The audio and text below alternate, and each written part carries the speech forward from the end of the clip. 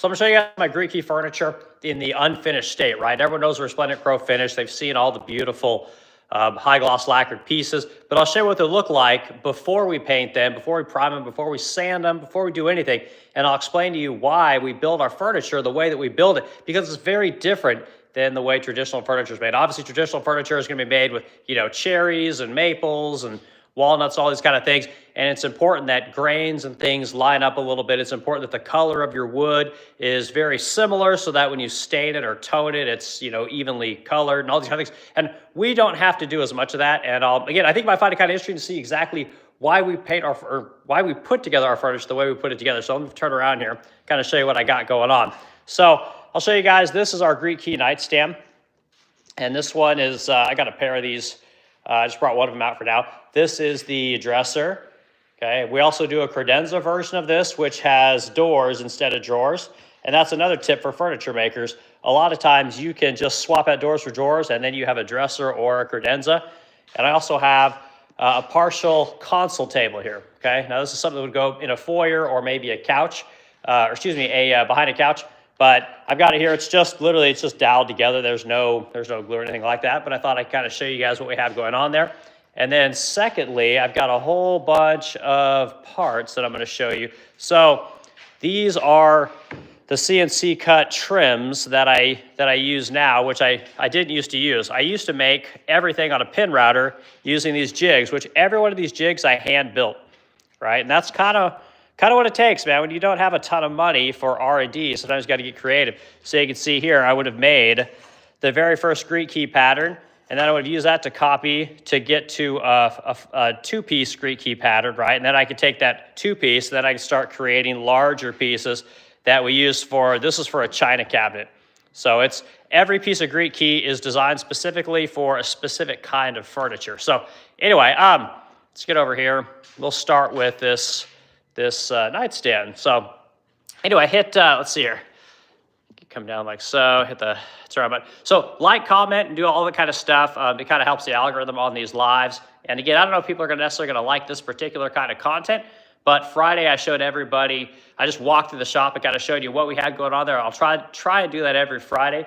And then on Sundays, if I'm in here in the shop, I'll show you guys something else. But anyway, let's take a peek at this nightstand real quick. And I'll go over with you, okay? So what we have here is we have several different materials because we paint furniture. Lincoln, hello, hey, how's it going?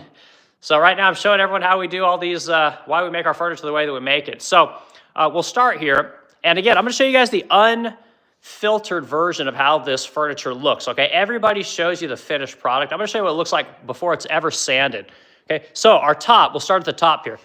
Top is just 3/4 inch plywood, right? There's nothing special about it. And again, because we paint furniture, I could use anything that is a closed grain wood. So I can use birch, which that's what this is. I could use maple. I could laminate my top, which is probably the best. I could do that. I could use walnut. I could use cherry wood. I can use anything because I'm painting. We got more people coming in. Hello. Oh, we got Marley's Adventures. Hello. We got Sky. So nice to see all of you. Okay, so yes, Lincoln, I make everything. Like everything that I show you guys is built here by me or one of my furniture makers. We don't outsource anything. I don't have other people make my stuff. We make it all right here in St. Louis. And yeah, so that's what we do. So anyway, yes, but we make everything. So if you guys ever want any tips on how to make all this kind of stuff, Sophia, nice to see you. We make all this stuff. So I can show you guys how I do all of this stuff. Some of it is more of your traditional production methods. Others are advanced methods. Some of the stuff's made by hand, okay, which we'll go over it, okay? So I was going over the top. The top is literally just whatever closed grain material we can use, some kind of a plywood generally. We don't use particle boards. We don't use MDF for our tops. A lot of people will. If I was going to laminate the top of this, I would use MDF. That'd be fine. But you'll notice if I close in right, get nice and close, we have a 10/100 trim that goes all the way around our material. Most people edge band, right? Which is fine. I just don't do that. I like knowing that I have a nice solid piece of material going around, especially something like this, because what's going to happen over the years is this is going to take abuse. This is going to get hit. This is going to get dinged. And you want something that's going to be able to take a little bit of abuse. And that's one of the reasons I do that. All right, just subscribe. Thanks, guys. Again, I appreciate it. I want to try and show everyone how to make all this kind of stuff. And it's nice to get some updates. So anyway, So that's our top, okay? We're going to have, like, in this case, this is poplar. Poplar wood's fine. Then we have our plywood. Now, if we work our way down underneath, we have here, this is poplar wood. We have a cove, right? It's basically just a cove. And it's very important that we have these nice 1/8" details. So you have an 1/8" detail here, and you have the same detail underneath, okay? Layering is really important when you're trying to make a very expensive product, okay? Or it's something you can sell for a lot of money. People have to see that you put a lot of detail into your product. So that's what I'm going on there. And we shoot this on with pin nails. So you can see these pin nails here. And yeah, I got a little crappy with my pin nails, to be quite honest with you. But generally, when you high gloss lacquer paint, you cannot shoot brad nails. You can't shoot structural nails. Pin nails are the best you're going to get because every time you add Bondo, you create a spot that's going to be seen when you high gloss lacquer it. So it's very important that you try to minimize any kind of small nails, okay? So coming down here, now we have MDF, okay? This is the Greek Key MDF. I used to make these by hand out of cherry wood or poplar, and I just couldn't make them look good. And at the very end of this video, I'll go upstairs and I'll show everybody exactly what my Greek Key pieces used to look like when I used to make them by hand. You'll notice that the quality is piss poor compared to what I have now with the CNC stuff. The CNC stuff is it's just superior. You have to do it. There's no way around it, at least not for me. Anyway, so working our way down to our second layer, and I'll come around here to the side, and you'll see that we have a bead here, right? And that's what we have going on here. So we have all this layering, and this is one of the things that people really like to see. They love to see all that depth. And if you're going to sell something, like I said, for top dollar, you really have to show people why you're doing it. Each one of these sells for about $4,000. These nightstands they're kind of pricey. So every one of these legs is made by hand. We cut all these here, and again, you can see the routed details. We just take a router with double-sided tape with an 1/8" bit and a straight edge, and then you just run that all along there. So you get your little detail cut in on both sides, okay? We'll carry this all the way down. Carry it all the way down here. This is actually just a block. And again, we hand cut these blocks, and they'll be attached with 3/4" dowels that go up into the leg, right? And then we put the hole in here. We run the hole into the leg itself, and then we have a hole in our foot, and all of that is held together by about a 6" 3/4" oak dowel. That's generally how we do it. And you can see the feet. Nothing special about the feet. These are all made. I outsource these to Pennsylvania. I got a guy that makes, or a company I should say, makes just a crap ton of those for me. So that's kind of the detail that's in the Greek Key, right? And we use different kinds of material, like I was saying before. We got the cherries, you got the poplars, you got the MDF, the plywoods, the hardwoods. I mean, there's just all kinds of materials on this thing because we paint, right? Then of course we have more layering. Now, right here, again, notice all the layering. You have a cove along the top of this. This is tapered. All these block details. You have the 1/8" detail around everything. It's just everywhere you look, it's full of detail. So anyway, that's why we do it. It's a cool piece of furniture, and these things are finally starting to move. So then if I open it up, come into the drawer here, the drawers, and again, I don't show people this very much, but the actual drawers aren't in great shape when I first make them. They're just, let's see if I get my thing to come around here. There we go. See right here, we got gaps there, you know. We're gonna fill that stuff in. I use miter lock joints for all my drawer boxes. So we'll fill all that in with filler. And then we go ahead and we're gonna clear coat. We'll sand and clear coat all these drawer boxes. And that's just how we do it. Even the sides, I don't think necessarily look that great. You know, I don't know what that is. That's just in the wood. But anyway, you can see the side profile. Again, we're using MDF here because it's super stable when we paint it. Plywood that's edge banded, right? So one of the things I'm looking at doing is have this entire front made out of MDF, which is kind of goes against the grain of what I like to do. But here's the thing.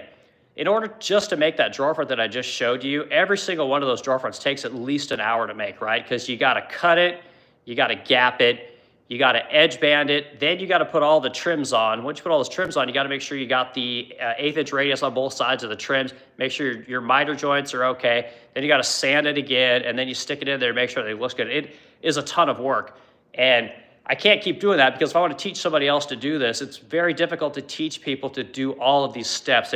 People just really struggle with this stuff. So I may end up CNC cutting that. It is what it is. We'll see. Anyway, that's the nightstand. So let's see what we got going over here.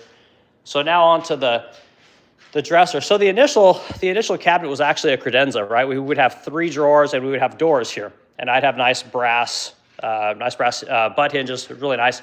But we ended up just going to this 9-drawer dresser that one customer wanted. So that's one of the things I do is I generally wait for a customer to want something, and then I'll make it and add it to my collection. But you can see same thing as I was just showing you. You've got the top, the coves, the routed details, and the legs and so on and so forth. So anyway, it's a cool piece of furniture, and it takes just a crap ton of work. And so that's what I was kind of wanting to show everyone, is that you can make painted furniture. You don't always have to use the same kind of materials. You can use a myriad of different materials, and those materials require different kinds of finishing techniques, but for the most part, as long as they're very closed pour and you're following the painting schedule that I laid out in a lot of my videos, you know, where you're sanding it you're starting with 150, you're moving up to 220, you're priming, right, with the vinyl sealer, you're 320 sanding that vinyl sealer, then you are going back and filling any imperfections with a vinyl sealer, then send it off to paint, you paint it, you shoot your tack coat or your light coat of nitrocellulose lacquer, then once that lacquer dries, you sand that with 400, and then you hit it again with your butter coat, right, which is going to be your thick kind of elasticity coat, and then you repeat that process until you get the ultimate shine that you're looking for. And if you really want to,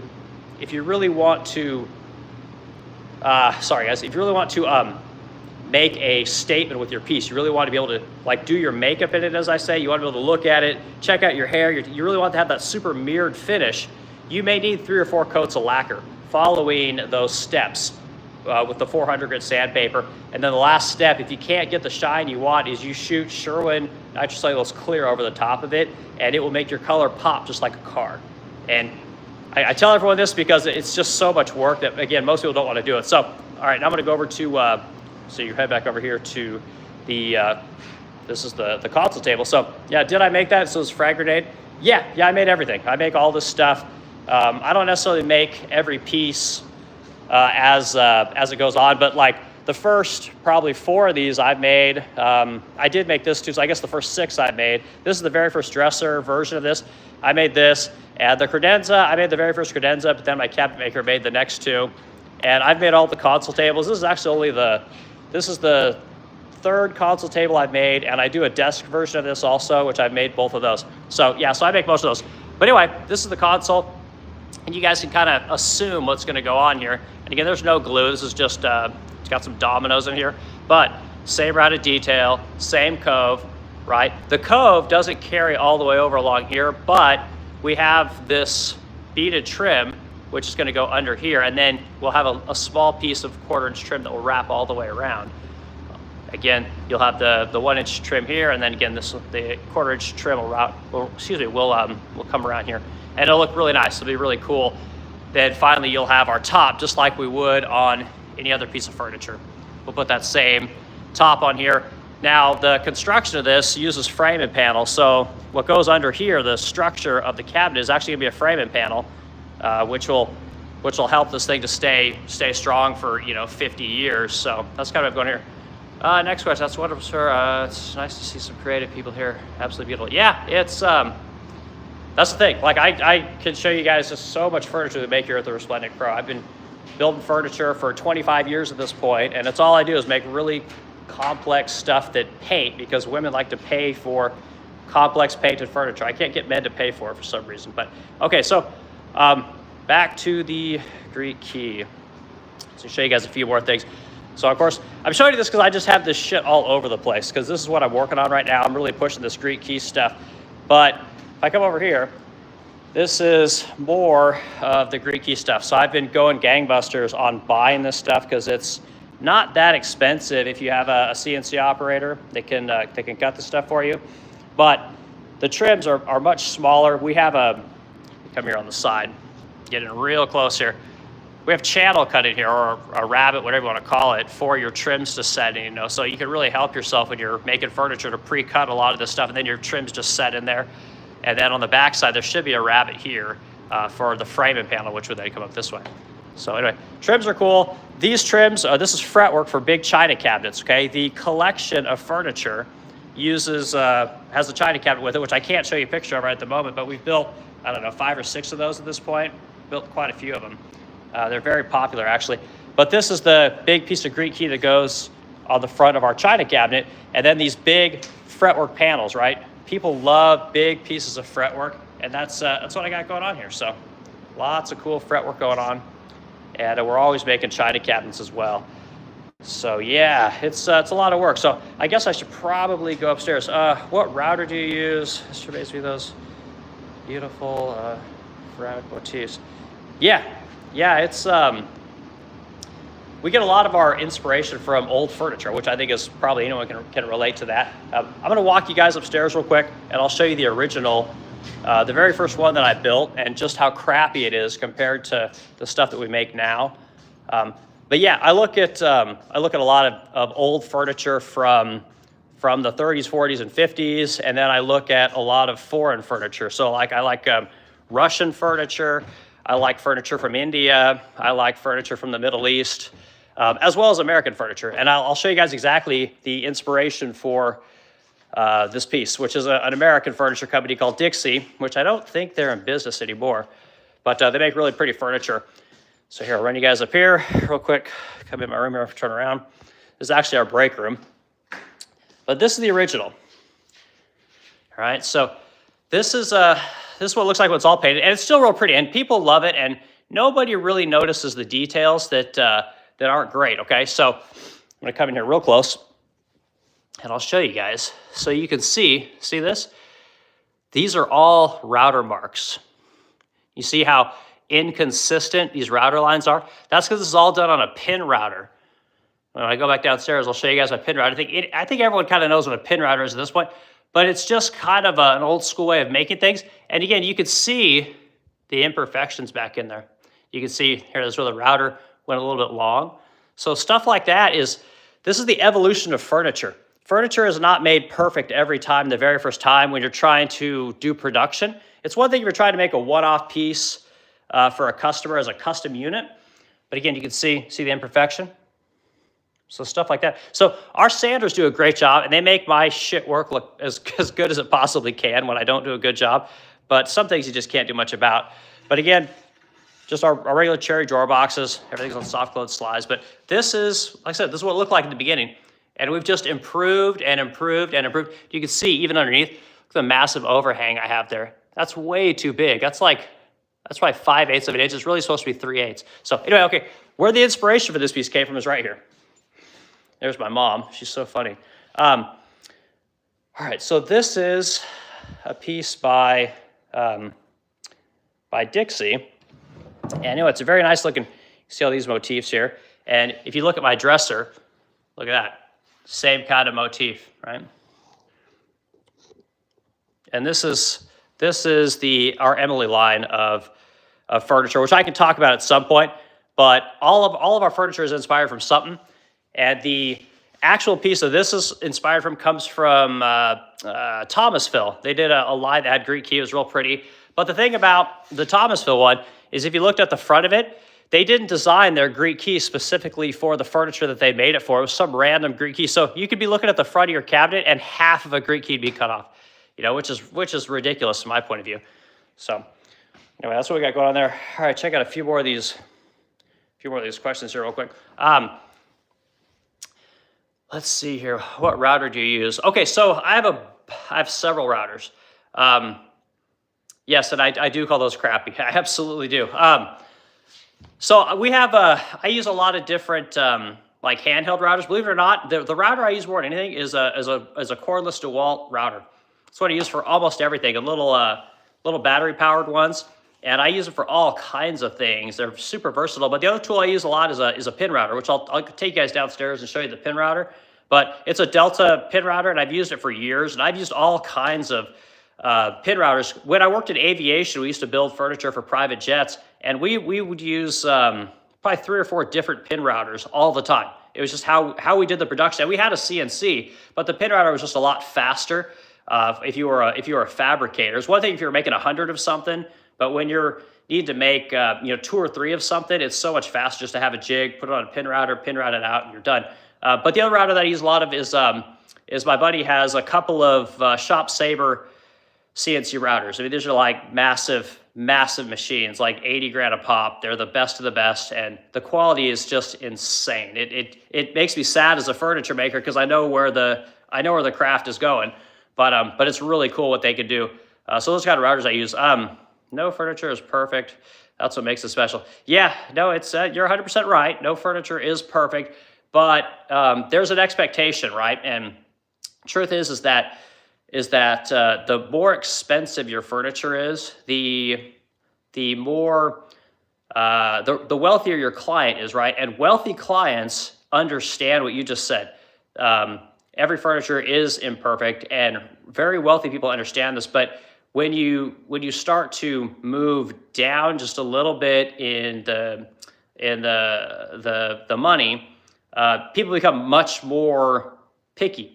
Because it's a reach for them to buy our furniture. Whereas when the like millionaires and those kind of people buy our furniture, it's not a reach for them at all, and they actually like the character. You're 100% right. So that's a whole different discussion. What do you recommend, cord or cordless? So yeah, I recommend cordless just because it's so much easier. It's so much more versatile.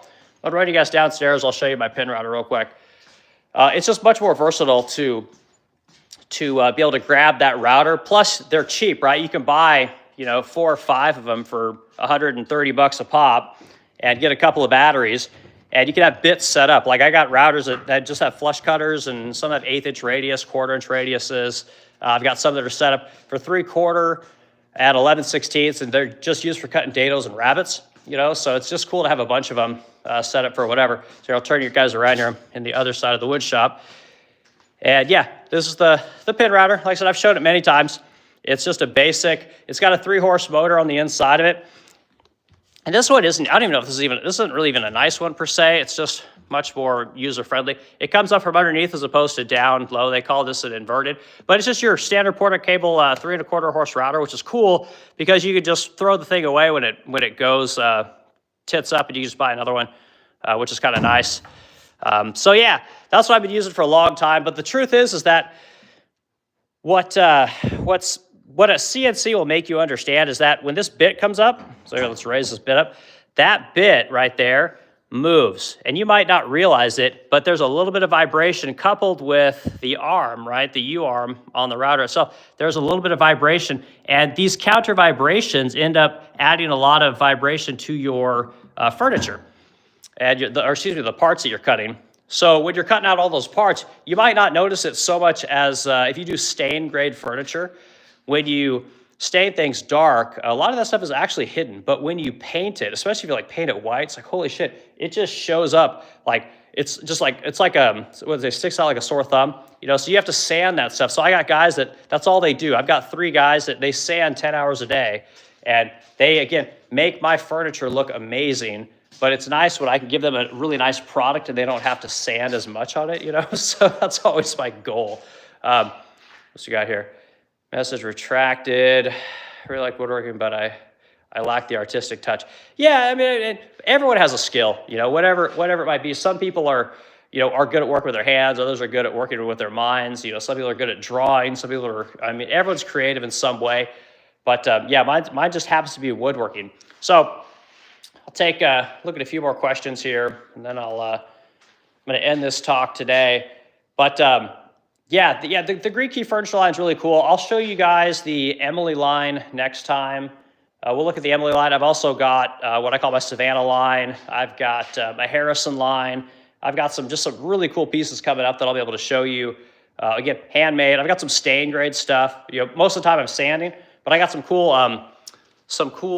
stain grade projects coming up. I got a big 8-foot Asian sideboard to build. 8-foot sideboard. It's got big, tall, long legs on it. They'll be pretty cool. But anyway, lots of cool things coming up. So, last questions here. So I think I got most of the stuff done. So, we talk about routers.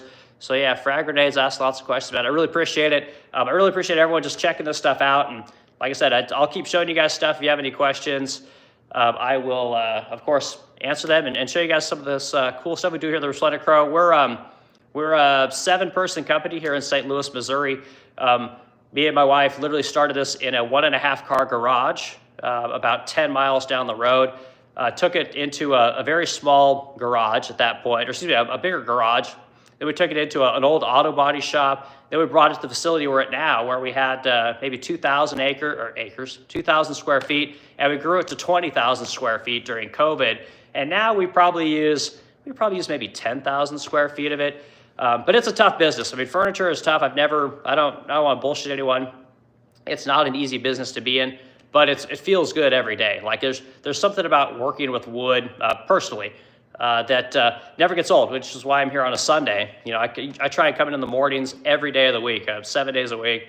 I work in the morning, go home in the afternoon, hang out with my wife, do something with her, and then, you know, repeat. So anyway, I hope everyone has a great weekend, and I will continue to do these Fridays and Sundays. I'm going to try and, like I said, show people stuff, and I hope everyone enjoys. It's sunny here today, so I hope everyone's got sunshine and I can be out and about. So I'll check y'all later.